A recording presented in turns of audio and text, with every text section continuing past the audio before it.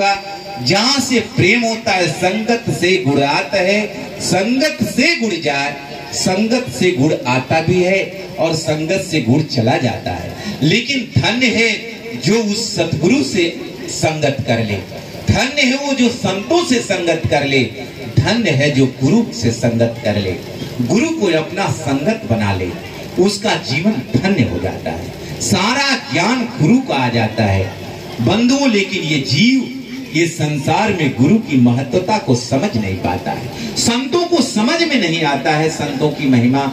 संत को ये पराया जान जाता है, जीव की ये पराया है और गुरु पराया है। बस गुरु से ज्ञान ले लिया, फिर गुरु को साल भर के बाद पूछेगा। गुरु का आज के पास मोबाइल फोन है लेकिन फोन भी नहीं कर पाता है। लेकिन गुरु की महत्वता सतगुरु कबीर साहब ने सगा इन्हीं को बताया है। लेकिन वो सगा किसको जानता है? माता पिता को जानता है। सगा किसको जानता है? अपने पत्नी को जानता है, अपने पति को जानता है। लेकिन इसमें भेद जान जाए, सतगुरु कबीर साहब कहे माँ बिड़ानी बाप बिड़, हम भी माज बिड़ाने। सतगुरु कबीर साहब कहते हैं संसार के लोग, तेरी माता भी वीरानी है और तेरे पिता भी वीराने हैं। एक घर के दोनों नहीं है, दोनों की सगाई हुई है।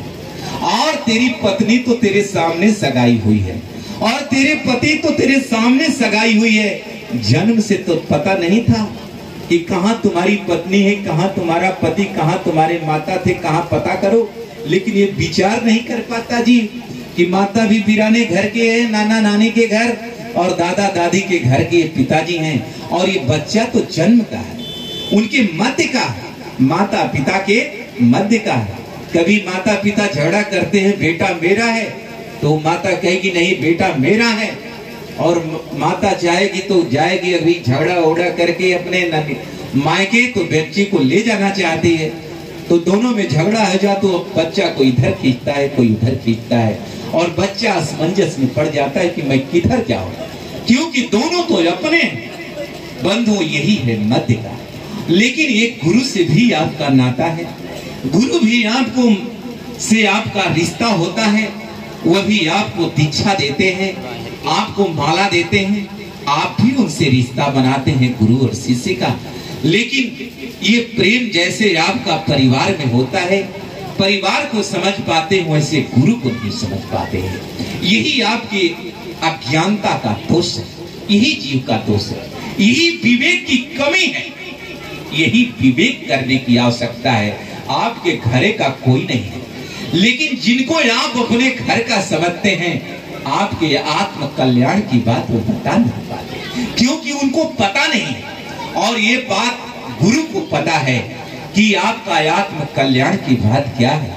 आप इस संसार के भवसागर के तरफ कैसे जा रहे हैं और परमात्मा की तरफ कैसे जाएंगे। इसलिए आपको इस संसार में सदगुरु कबीर साहेब सदा केवल संतों को बताया है, गुरु को बताया है, परमात्मा को बताया है। क्योंकि और लोग स्वार्थ में हो जाते हैं।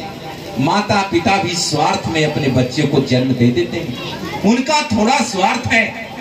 लेकिन पति पत्नी का भी जो जीवन है एक दूसरे का स्वार्थ का जीवन है। लेकिन गुरु का और संत का और परमात्मा का आपसे कोई स्वार्थ नहीं है, आपसे कोई स्वार्थ नहीं है। वो निस्वार्थ आपको ज्ञान देते हैं, आपको कल्याण करते हैं और आपको परमात्मा के मार्ग में ले जाते हैं। वो अपने जीवन के लिए आपको भटकाते नहीं हैं। लेकिन संसार में बहुत से ऐसे पति हैं जिनको भक्ति के लिए, गुरु के लिए अगर पत्नी जाए तो बाधक बन जाते हैं। बहुत से ऐसी पत्नियां हैं जो अगर संत और भक्ति करना चाहे तो उसके मार्ग में पत्नी बाधक बन जाती है। बहुत से ऐसे माता पिता हैं जो अगर बच्चा भक्ति करने चाहे तो उसके माता पिता रोक देते हैं। ऐसा नहीं करना चाहिए। ये जीव आपका नहीं है, ये संसार में स्वार्थ का ये जीवन न बनाए। सबको परमार्थी होना चाहिए। सबको ये जीव के साथ जो अपना भजन करना चाहे, भक्ति करना चाहे, उसको और साहस देना चाहिए और उसे प्रोत्साहित करना चाहिए। क्योंकि एक घर में जिसके घर में एक संत हो जाए, धन्य वो माता सुंदरी जा कुल जन्मा दास। सतगुरु कबीर साहब कहते, धन्य वो माता है जिसके कोख से दास जन्म लेता है। जो संत को जन्म देती है वो माता धन्य है, उसको धन्यवाद देते हैं। इसलिए बंधुओं, आपकी कृपा, आपकी गोद धन्य हो जाएगी जब कोई आपके कोख से कोई संत जन्म ले लेगा। और धन्य वो पिता हो जाए जिसके कोख से कोई पुत्र संत बन जाए। इसलिए संतों के तरफ जो जाए उसको बड़े सम्मान से आप उसे पिता करना चाहिए, उसे संत बनाना चाहिए। क्योंकि जो संत बन करके आपको जो सम्मान दे देगा, जो आपको ज्ञान दे देगा, शायद वो डीएम और कलेक्टर बनकर नहीं दे पाएगा। कोई डीएम और कलेक्टर बन के आपका आत्म कल्याण नहीं कर पाएगा।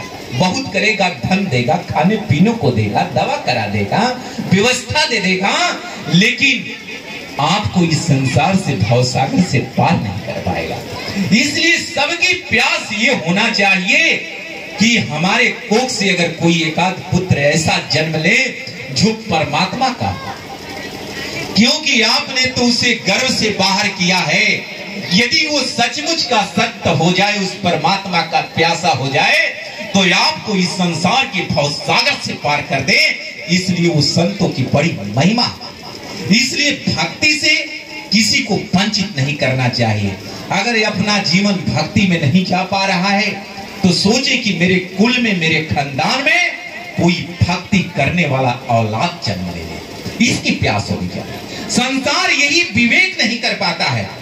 सभी लोग चाहते थे भैंसा खेड़ी में कोई ऐसा संत आए जो हमको ज्ञान दे, पूरे नगर को ज्ञान दे। लेकिन इतनी बड़ी नगर है, लेकिन कोई संत को जन्म नहीं देना पाता है बंधु। तो आप इतने से विचार कर ले, वो माँ कितनी महान है, वो पिता कितनी महान है जो संतों को जन्म देता है। ये बात मैं नहीं, सतगुरु कबीर साहब कहते कि वो धन्य माता है, धन्य वो सुंदरी है जिसके कोख से संत जन्म लेता है। इसलिए इतनी बड़ी नगर है लेकिन कोई संत नहीं बना सकता बंधु। संत को वो परमात्मा की कृपा ही होती है, तो संत का वो संत के कुल में जाता है, संतों की शरण में जाता है। आप जितने यहाँ लोग उपस्थित हैं, बिना उस परमात्मा की कृपा का नहीं आए, बिना संतों की महिमा का नहीं आए। कहीं न कहीं उस परमात्मा की प्रेरणा है, तब आप आए हैं। मेरा भी यहाँ आगमन हुआ है, तो मेरे बस की क्या बात कि मैं यहाँ आ पाऊं, मेरे बस की क्या बात कि जो मैं आप लोगों को ज्ञान सुना पाऊं, उस परमात्मा की कृपा है। मेरे बस की क्या बात कि जो मैं यहाँ का, जो आप लोगों ने सेवा का जो अधिकार दिया है, मेरे बस की क्या बात कि जो मैं वो अधिकार ले पाऊं। ये तो आपके प्रेम की देन है, आपका भाव है, जो आप लोगों ने समर्पित किया है, वो अपने लिए किया है। इसलिए वो किसी का यहाँ चलता नहीं है। परमात्मा की तरफ आपकी चाह है तो वो परमात्मा ही कर पाते हैं। उनके बिना कृपा का, बिना उनके दया का एक पत्ता भी नहीं हिलता बंधु। इसलिए आप सभी लोग जो उपस्थित है वो सब उनकी महिमा है। इसलिए अपने जीवन को सभी लोगों को भक्तिमय करना चाहिए। ऐसे उस परमात्मा का ज्ञान अमूल्य, उस परमात्मा क्या चाहते हैं और उस संदेश को ये जीव को क्या बताना चाहते हैं, उसे सभी को जानने की आवश्यकता है। इसलिए इस संसार में आप सभी लोग यहाँ जो उपस्थित हैं, कोई भी अपने बच्चा को डीएम, कलेक्टर, एसपी बनाने से चूक नहीं रखता है। लेकिन वो बना क्यों नहीं पाता है? क्योंकि उसमें परमात्मा की वो कृपा पा नहीं पाता है। और परमात्मा की कृपा मिलती कैसे है? जहां संत वहां प्रकट भयो, जहां असंत वहां मौन रहो। सतगुरु कबीर साहब कहते हैं कि जहां संत होते हैं वहां परमात्मा प्रकट रहते हैं और वहां परमात्मा की दया होती है।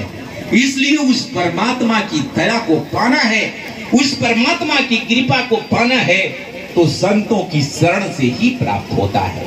बिना संत की सेवा का वो कहीं उस परमात्मा की दया किसी को प्राप्त होने वाली नहीं। मैं आज उस परमात्मा का ज्ञान बता पा रहा हूं तो ये उपस्थित संतों की कृपा से ही बता पा रहा हूं। पहले मैं संत, जैसे आज आप लोग उपस्थित हैं, संतों की ही शरण में आए हैं। आपको जिनका ज्ञान अच्छा लग जाए तो गुरु पहले संत ही मिलते हैं, गुरु तो बाद में मिलते हैं। गुरु बनाना पड़ता है, इसलिए संतों के शरण में जाना पड़ता है। बिन सत्संग विवेक न हुई, हरि कृपा बिन सुलभ न हुई। आज जो आपको विवेक और ज्ञान जो सदगुरु कबीर साहब से दिया जा रहा है, जो आज विवेक का थोड़ा प्यास जग रही है, जो विवेक के तरफ आपका ध्यान जा रहा है, ये संतों की कृपा से जा रहा है और उस सदगुरु के ज्ञान से जा रहा है। कोई एक साधारण मनुष्य आपके अंदर विवेक को नहीं जन्म दे सकता है। विवेक क्या है? जो इस संसार के मिथ्याचारी का परित्याग कर दे और अपने अमूल्य समय को सदुपयोग में ले ले, अपने अमूल्य समय को उस परमात्मा के परमानंद में लगा दे, अपने जीवन को भटकने न दे। वही विवेकी इस संसार के हर बिंदुओं को समझ जाए, सत्य को समझ जाए। जो ये संसार में सत्य को न समझ पाए वो विवेकी नहीं है, क्योंकि ये जीवन मिथ्या होने वाला है। साहेब कहें हम न मरी है संसारा, हम काहे को मरिए जब हमको मिला जीवन हरा। सदगुरु कबीर साहब कहते हैं कि हम न मरिए संसारा, हम काहे को मरिए जब हमको मिला जीवन हरा। बंधु सदगुरु कबीर साहब कहते हैं, संसार के लोग तू क्यों मर रहे हो? वो परमात्मा मरता नहीं है, वो परमात्मा जन्म मरण से परे है। तुम क्यों जन्म मरण में पड़ गए हो? थोड़ा विचार कर लो, विवेक कर लो, क्यों मर रहे हो? तुम थोड़ा विचार करो, थोड़ा अपने स्वभाव पर चिंतन करो। क्या तुम मरना चाहते हो? ये आत्मा मरना नहीं चाहती। स्वभाव, ये शरीर एक कपड़ा की तरह आवरण बंद है। ये शरीर कुछ नहीं है, ये शरीर कुछ नहीं है। 5 तत्व 3 गुण का पिजड़ा है। इस आत्मा निकल जाए तो अपने अपने तत्व सब अपने आप में विलीन हो जाएगा। मूल है तो इस तलवार का ये स्वभाव जो है, ये जीव का स्वभाव क्या है? अपने स्वभाव पर मनन करिए, चिंतन करिए, अध्ययन करिए। आप सदा आनंद में रहना चाहते हैं। कोई ये धरती पर बीमार नहीं होना चाहता है, कोई दुखी नहीं होना चाहता है और कोई मरना नहीं चाहता है। यदि किसी को ये पता चल जाए कि मुझे बड़ी भयंकर बीमारी हो गई है और मुझे मरना है, तो आधा उसी का बीपी लो डाउन होने लगता है और लगता है कि वो पहले तो मौत से मरेगा कि नहीं मरेगा, पहले वो भय से मर जाता है। किसी को कोबरा सर्प काट ले तो समझ जाता है अब मैं बचने वाला नहीं हूं, मैं मर जाता हूं। लेकिन वैज्ञानिक और डॉक्टर कहते हैं कि इतना काफी मत घबराना। यदि तू घबरा जाओगे तो 2 घंटा में जीना तो तू पता लगेगा कि 1 ही घंटा में मर जाओगे। इसलिए विद्वानों ने कहा है, चाणक्य ने कहा है, ये जो मृत्यु है से तो आदमी बच सकता है लेकिन भय से नहीं बच सकता। भय मृत्यु से भी खतरनाक है। इसलिए बंधु, इस संसार में किसी से डरना मत, अन कभी भयभीत होना, उसकी जुक्ति खोजना, उसका निराकरण क्या है। या सर्प काट ले या यमराज आ जाए, लेकिन उसकी जुक्ति खोजना कि इसका निवारण क्या है। ये सर्प जो काट लिया है, असली निवारण क्या है? क्योंकि जितना आप काफी घबराते हैं तो बीपी बढ़ता है, तो ब्लड की गति बढ़ जाती है, तो जो सर्प का जो विष है उतना ही तेजी से फैलता है और दिमाग तक पहुंचता है। तो आप 3 घंटा जीने को तो 1 घंटा जीते हैं। यदि भय को त्याग दें कि ये सर्प से बचने का काम मेरे पास 3 घंटा बच सकते हैं, तो आप भय न आने दें, तो आप डॉक्टर के पास आराम से पहुंच जाएंगे, हॉस्पिटल पहुंच जाएंगे और उस मृत्यु से बच जाएंगे। इसलिए दुनिया में किसी से डरना मत, डरने का कोई उसकी उपाय खोजना। किसी क्षण भी यदि मौत भी खड़ी हो तो अपने अंदर भय मत आने देना। भय उस मृत्यु से भी खतरनाक है। यदि उसकी युक्ति खोजेंगे, उपाय खोजेंगे, तो शायद आपको कोई मार नहीं सकता है। बच्चन, आप मर नहीं सकते। मृत्यु तो को भी एक संत जो होता है सीधा काल को चबा जाता है, ऐसी संतों के पास जुक्ति है। वो जुक्ति क्या है संतों के पास? जो काल को भी खा जाते हैं। घर जा रे घर उबरे, घर राखे घर जा, एक अचंभा देखिया मुआ काल को खाए। बंधुओं, अब तक ये संसार में आपने सुना होगा कि ये काल से कोई बचा नहीं है, लेकिन सदगुरु कबीर साहब कहते हैं कि ये संसार के लोग, अगर मेरे ज्ञान को तू प्राप्त कर लेगा तो तू यमराज को भी खा जाएगा। काल तो संसार को खाता है, लेकिन तू काल को खा जाएगा, ऐसा दुनिया के किसी में ज्ञान नहीं है। सब लोगों ने मृत्यु को सत्य कहा है कि मरना सत्य है, लेकिन सतगुरु कबीर साहब कहते हैं मरना सत्य नहीं है। ये सत्य तब तक है जब तक तू परमात्मा को नहीं जानता है। अगर तेरा परमात्मा नहीं मरता है और तू अपने आप को परमात्मा का औलाद समझता है, तो तू क्यों मरता है? तू विचार क्यों नहीं कर लेता है? जिस दिन ये विचार कर लोगे उसी दिन तेरे मरने का काम खत्म। सतगुरु कबीर साहब ने कहा कि कहे कबीर पुकार के ई लेहू व्यवहार, आराम नाम जाने बिना भव बूढ़ मुआ संसार। सतगुरु कबीर साहब कहते हैं कि ये संसार में यदि तू उस राम को जान जाएगा, उस परमात्मा को जान जाएगा, तो इस संसार में तेरे मरने वाला काम खत्म हो जाएगा। और किस राम को उन्होंने बताया? कहा साहब ने, एक राम दशरथ घर डोले, एक राम घट घट में बोले, एक राम सकल पसारा, एक राम जगत से न्यारा। बंधुओं, एक राम दशरथ के घरे जो अयोध्यावासी थे, वो एक राम अलग थे, और एक वो राम अलग थे, और एक राम जो आपकी शरीर को चला रहे हैं। राम उसको कहा जाता है, राम माने रमने वाला, माने माया भी, और जो ये शरीर में रम रहा है, तो ये आत्म राम है। आत्मा राम बगल में बैठे हैं, लेकिन एक आत्मा राम आपके शरीर में बैठे हैं। तो वो आपकी काया में जो आत्मा है, वो जो बैठी है, एक राम उसको कर रही जो तेरे घट में है, और एक राम सकल पसारा, वो भी एक राम है, वो भी एक आत्म राम है। ये जो पूरा ब्रह्मांड को बनाया है, ये ब्रह्मांड को भी जैसे आपकी शरीर है, वैसे ही ये निरंजन भगवान की शरीर है, वो भी एक आत्मा है। ये एकल निरंजन सकल शरीरा का मैं भ्रम भ्रम रहा साहब का नाम है। ये जीव की तक उपमा है कि ये जीव इस ब्रह्मांड के अंदर